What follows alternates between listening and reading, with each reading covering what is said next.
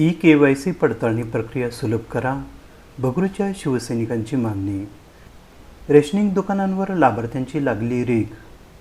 सरकारमान्य स्वस्त धान्य दुकानातून वितरित होणाऱ्या धान्य वितरणामध्ये पारदर्शकता यावी यासाठी केंद्र सरकारतर्फे शिधापत्रिकेवरील लाभार्थ्यांची ई-KYC पडताळणी प्रक्रिया केली जात आहे. ही प्रक्रिया पूर्ण न करणाऱ्यांचा शिधा बंद होणार आहे.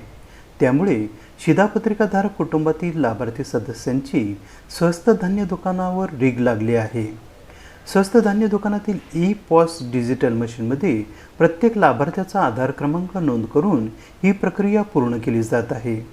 त्यासाठी नोकरदार, शालेय विद्यार्थी, व्यापारी, व्यावसायिक यांना आपले कामधंदे सोडून नोकरी, व्यापार, शैक्षणिक नुकसान सहन करून नोंदणीसाठी तासनतास ताटकळत उभे राहावे लागत आहे.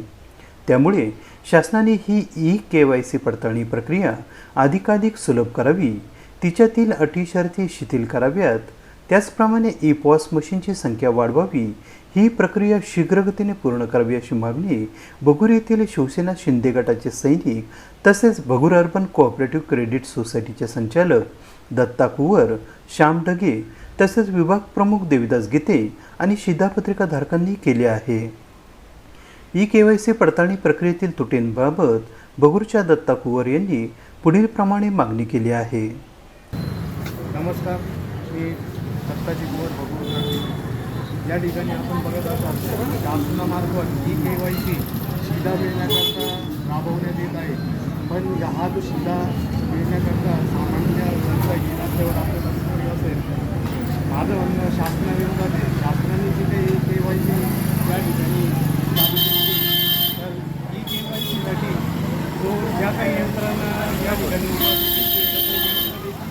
कमी प्रमाणात होऊ राहिलं, त्यामुळे तासनतास लोकांना गर्दीमध्ये उभं राहायला लागतं. एका कुटुंबामध्ये साधारण 4 ते 5, 6 असे एक व्यक्ती शिधापत्रिकेवर असतात. त्यात नोकरदार वर्ग तसेच शाळकरी मुलं.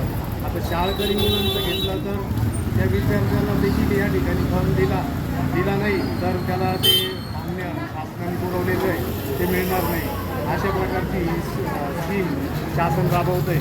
आणि विद्यार्थ्याला या ठिकाणी जर आपण थांबवलं तर विद्यार्थ्याला शाळा बुडून, शाळेला दांडी मारून या ठिकाणी आपल्याला उभं करावं लागतं, असं चित्र या ठिकाणी दिसतं आहे. तसेच नोकरदार वर्ग जो आपण या ठिकाणी थांबवला आहे, तो काही जण नुसते भगूरमध्येच नाही तर नाशिकमध्येही काम करतात.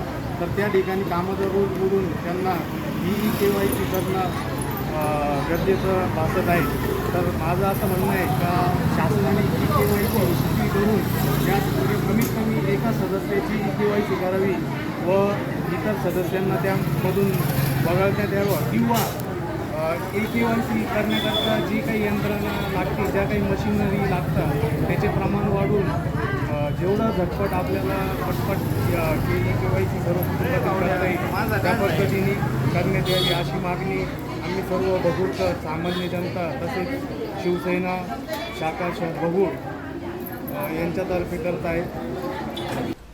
AB न्यूजसाठी प्रमोद रहाणे, भगूर, नाशिक.